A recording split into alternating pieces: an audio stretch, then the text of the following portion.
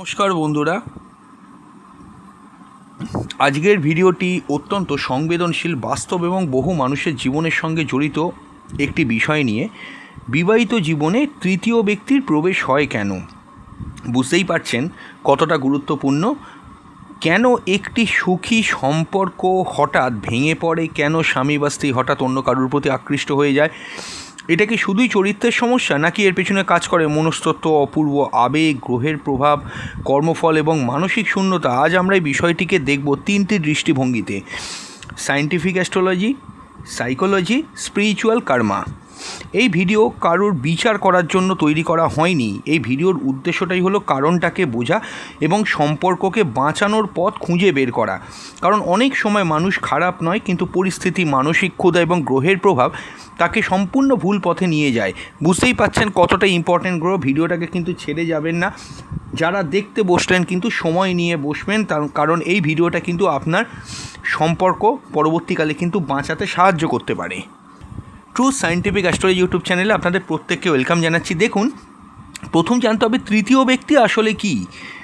তৃতীয় ব্যক্তি মানেই শুধু শারীরিক কোনো সম্পর্ক নয়, অনেক সময় emotional attachment, secret chatting, mental dependency, hidden attraction, online relationship, পুরনো প্রেমের ফিরে আসা, এসবেও তৃতীয় ব্যক্তির কিন্তু প্রবেশ থাকে। আমি একটা একটা করে বলি। ইমোশনাল অ্যাটাচমেন্ট মানে হাজব্যান্ড ওয়াইফ আছে, অথচ যে কোনো হাজব্যান্ড বা ওয়াইফের মধ্যে মানে যে কোনো একজনের যে জীবনে তো তৃতীয় ব্যক্তি এন্ট্রি নেবে।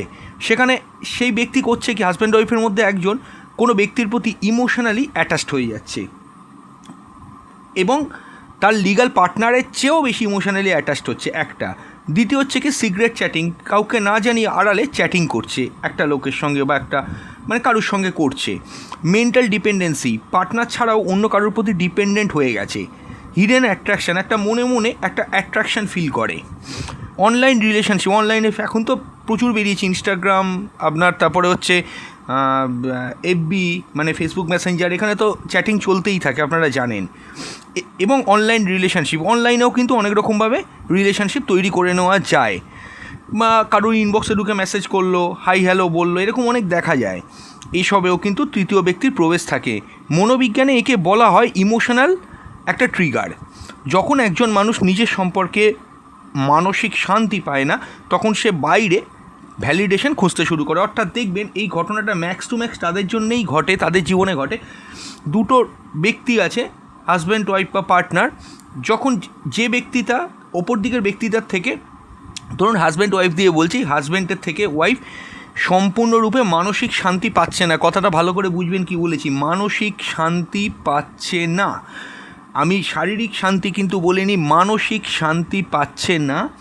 তখন সে কিন্তু সেই হাজব্যান্ডের বাইরে একটা ভ্যালিডেশন খুঁজতে শুরু করে, যেটা ধরে সে বাঁচবে। এটা করে।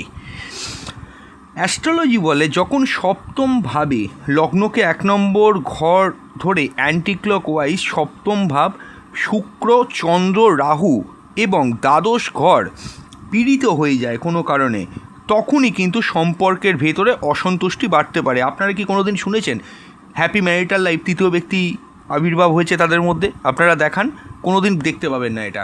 সম্পর্ক নিট অ্যান্ড ক্লিন থাকলে, বোঝাপড়া ভালো থাকলে, মনের মিল থাকলে কোনো দিন কিন্তু তৃতীয় ব্যক্তি সে সম্পর্কে ইনভলভ হতে পারে না। কিন্তু যাদেরই মানসিক নিরাপত্তা কম সম্পর্কের মধ্যে, তারাই কিন্তু তৃতীয় ব্যক্তির ওপর নির্ভরশীল হয়েছে। এটা হয়েছে। এবার যেটা আমাদের ভাবতে হবে, জন্মছকের সপ্তম ভাবটা কি। দেখুন, যারা একটু অ্যাস্ট্রোলজি বোঝেন তারা তো বুঝতেই পারছেন, সপ্তম ভাব হচ্ছে বিবাহের ঘর।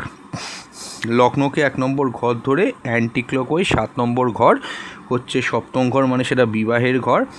এবং সেখানেই হচ্ছে পার্টনারশিপের ঘর। শুধু সপ্তম ঘর বিবাহ না, পার্টনারশিপও কিন্তু আসে, লয়্যালটি আসে, ইমোশনাল বন্ডিং আসে। এইবার দেখুন, কারুর সপ্তম ভাব যদি আক্রান্ত হয় বা পীড়িত হয়, তাহলে সম্পর্কের ভিত কিন্তু ভেতরে ভেতরে দুর্বল হয়ে যায়। এবার ব্যাপারটা হচ্ছে কিভাবে পীড়িত হতে পারে, কোন গ্রহ সমস্যা তৈরি করে। প্রথম হচ্ছে কি, যেমন রাহু সপ্তমে। রাহু মানুষকে কী দেয় দেখুন, অসীম আকর্ষণ, নিষিদ্ধ জিনিসের প্রতি টান, তারপরে সিক্রেট রিলেশনশিপ টেন্ডেন্সি, একটা অবসেশন, রাহু সপ্তমে থাকলে ব্যক্তি অনেক সময় নতুন মানুষের এক্সাইটমেন্ট খোঁজে, বিশেষ করে যদি শুক্র পীড়িত হয়, এবং সেই ব্যক্তি যদি শুক্র পীড়িত হয় সেই ব্যক্তি সবসময় চাইবে কি নতুন কোনো অ্যাট্রাকশান খুঁজতে, নতুন কোনো কিছু করতে, এটা কিন্তু চাইবে হরোস্কোপ যদি এই রকম হয়। দেখুন, মঙ্গল যদি সপ্তমে থাকে এতে সম্পর্কের মধ্যে একটা ইগো ক্ল্যাশ হতে থাকে, ঝগড়া বাড়াতে থাকে, অ্যাঙ্গারনেস একটা থাকবে, সেক্সুয়াল ফ্রাস্ট্রেশন থাকবে, হঠাৎ করে টেম্পার লুজ হয়ে যায়, ফ্রিকোয়েন্ট কনফ্লিক্ট হতে থাকে। যখন ঝগড়া বাড়ে মানুষ বাইরের শান্তি খুঁজতে শুরু করে, তখনই থার্ড পার্টির দিকে যায়। শনি যদি সপ্তমে থাকে, শনি একটা ঠান্ডা প্রকৃতির গ্রহ, শনি খুবই ঠান্ডা গ্রহ। এই শনি যদি কোনোভাবে সপ্তমে বসে যায় বা সপ্তম ভাবকে দৃষ্টি প্রদান করে, একটা ইমোশনাল ডিস্টেন্স দুজনের মধ্যে কিন্তু নিজেদের অজান্তেই ঘটে যাবে, কমিউনিকেশান গ্যাপ হবে, কথাবার্তা বলা কমে যাবে, লোনলিনেস ইনসাইড ম্যারেজ, অর্থাৎ কি বিবাহের পরেও দুজনের মধ্যে একটা একাকিত্ব ভাব তৈরি করে দেবে। অনেকেই তখন বাইরের কারুর কাছ থেকে ইমোশনাল একটা হেল্প পেতে চায়। এটা কোনো, দেখুন আমাদের এখানে বিচার বিশ্লেষণ করে যেটা বোঝা যাচ্ছে, তৃতীয় ব্যক্তির ইনভলভমেন্টের কারণ যেটা এইটুকু আলোচনা হলো, আপনারা তো বুঝতেই পারলেন মোটামুটি যে এইখানে কিন্তু সর্বপ্রথম দোষ যে তৃতীয় ব্যক্তিরই হয়। অনেকে এটা মনে করে না, যেই আমি আবারও বলবো একটা কথা, যে সম্পর্কের মধ্যে মানসিক নিরাপত্তা আছে সেই সম্পর্কে কোনো দিন তৃতীয় ব্যক্তি আর যাই হোক প্রবেশ করতে পারে না।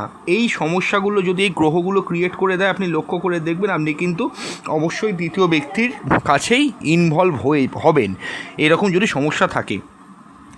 এবার দেখুন শুক্রের অশান্তি ও পরকীয়ার যোগ। দেখুন শুক্র হচ্ছে এমন একটা গ্রহ, সফট প্ল্যানেট। শুক্র হচ্ছে প্রেম, তারপর হচ্ছে কি মধুর আকর্ষণ, রোম্যান্স, সৌন্দর্য, ফিজিক্যাল প্লেজার। এবার শুক্র যদি জন্মছকে নিচস্থ হয়ে যায়, শুক্র যদি রাহুর সঙ্গে কোনোভাবে যুক্ত হয়, শুক্র যদি অষ্টমে ঢোকে, দ্বাদশভাবে যদি শুক্র দুর্বল অবস্থায় থাকে, শনির দ্বারা পীড়িত হয়, তাহলে অবশ্যই সেই ব্যক্তি সম্পর্কের মধ্যে ডিসস্যাটিসফ্যাকশান ফিল করবে। অনেক সময় সে মনে করবে আমাকে কেউ বোঝে না, এবং সেই ইমোশনাল ভ্যাকিউম পূরণ করতে অবশ্যই কিন্তু বাইরের কারোর প্রতি সে আকৃষ্ট হয়ে পড়ে। এরপরও বলছি চন্দ্রের মানসিক ক্ষুধা। আমি বলবো, তার আগে বলবো ম্যারিটাল লাইফে খুব সমস্যায় আছেন, চিন্তা করবেন না। সমস্যা থাকলে তার একটা নির্দিষ্ট সমাধানও আছে। চিরকাল কখনো একরকমভাবে মানুষের জীবন চলে না। অবশ্যই কিন্তু আমাদের হোয়াটসঅ্যাপ নাম্বারে বুকিং কনফার্ম করুন, আপনার ডেট টাইম প্লেস দিন, এবং বুকিং করে তবে দেখাবেন। Booking must. আপনার সমস্যা মেনশন করুন, একদিন সময় নেওয়া হবে, তারপরে আমরা আপনাদেরকে কল করে আপনার সমস্ত প্রশ্নের উত্তর দিয়ে দেওয়া হবে। এবং অবশ্যই কিন্তু আপনি সমস্যা থেকে কবে বেরোবেন, কিভাবে বেরোবেন, সব কিছু কিন্তু আপনাদেরকে আলোচনা করে দেওয়া হবে। এমন নয় কি যে একটা নির্দিষ্ট টাইম পার হয়ে গেলে ডবল ফিস লাগে, এরম ব্যাপারটা একেবারেই নয়। নির্দিষ্ট যেটা ফি সেটাই লাগে, তাতে সময় ধরে কোনো আলোচনা করার ব্যাপার থাকে না। আপনারা অবশ্যই কিন্তু যদি মনে করেন আমাদের সঙ্গে কনসালটেশন করুন। এবং আর একটা কথা বলবো, এমন নয় কি এলেই কোনো প্রতিকার গুছিয়ে দেওয়া হয়। যদি প্রতিকার প্রয়োজন থাকে অবশ্যই প্রতিকার দেওয়া হবে, আর যদি প্রতিকার না প্রয়োজন থাকে কাউন্সেলিং করেও কিন্তু সমস্যার সমাধান হয়ে যাবে। তাই একদম চিন্তা না করে নির্ভয়ে কনসালটেশন একবার অন্তত করিয়ে নিন। কোনো ভয়ভীতিও এখানে প্রদর্শন আপনাদেরকে করানো হয় না। যারা দেখিয়েছে সবাই স্যাটিসফাইড, এবং বাড়িতে বসে অনলাইনেই আপনি কিন্তু আমাদের থেকে হেল্পটা পেতে পারেন। তাই দেরি না করে অবশ্যই কিন্তু কনসালটেশন করাবেন। দেখুন চন্দ্র হচ্ছে মাইন্ড। যদি চন্দ্র রাহুর সঙ্গে থাকে, চন্দ্র অষ্টমে থাকে, শনির দৃষ্টি থাকে, কেতুর সঙ্গে চন্দ্র যুক্ত হয়, তাহলে সেই ব্যক্তি ভিতরে কিন্তু ইমোশনালি ইনস্টেবিলিটি একটা ফিল করতে থাকবে। সে সবসময় অ্যাটেনশান, কেয়ার, ইমোশনাল সিকিউরিটি, মানসিক নিরাপত্তা যেটা বলছিলাম খুঁজতে থাকবে। যখন স্পাউস সেই ইমোশনাল সাপোর্ট দিতে পারবে না, তখন তৃতীয় ব্যক্তির প্রবেশের হাতছানি কিন্তু সম্পর্কে বেড়ে যায়।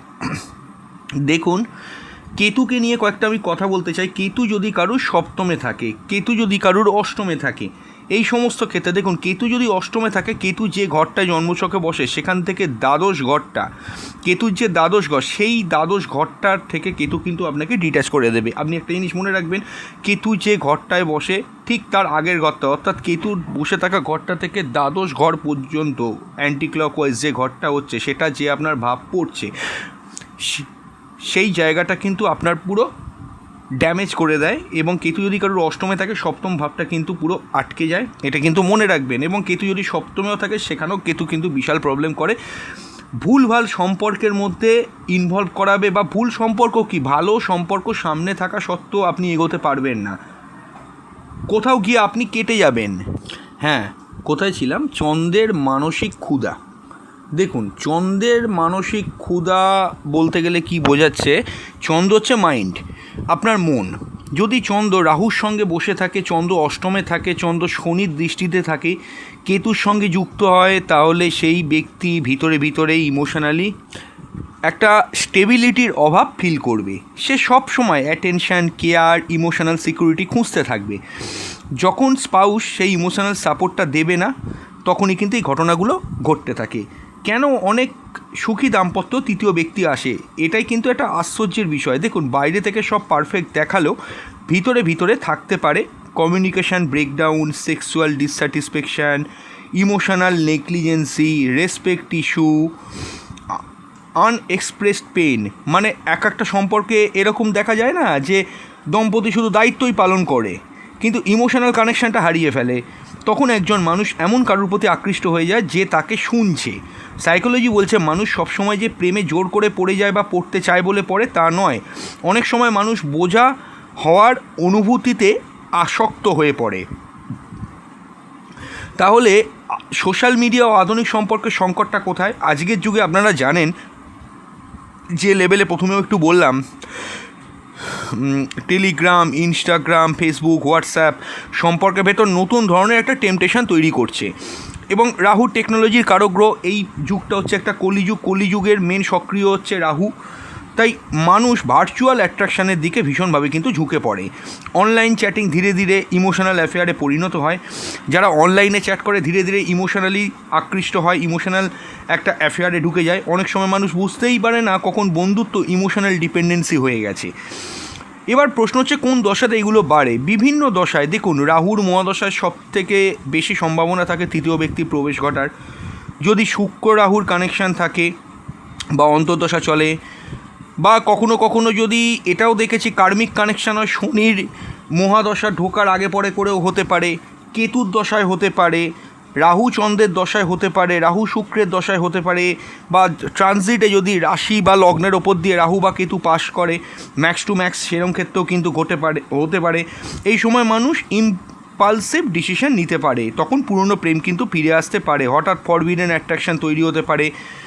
এবার দেখুন, এই যে পাস্ট লাইফ কার্মা কথাটা বললাম, মানে পাস্ট লাইফ কার্মা কী ভূমিকা রাখে। দেখুন, স্পিরিচুয়াল অ্যাস্ট্রোলজি অনুযায়ী অনেক সম্পর্ক কার্মিক। কিছু মানুষ জীবনে আসে অসম্পূর্ণ সম্পর্ক পূরণ করতে, পুরনো ঋণ শোধ করতে, ইমোশনাল লেসন শেখাতে।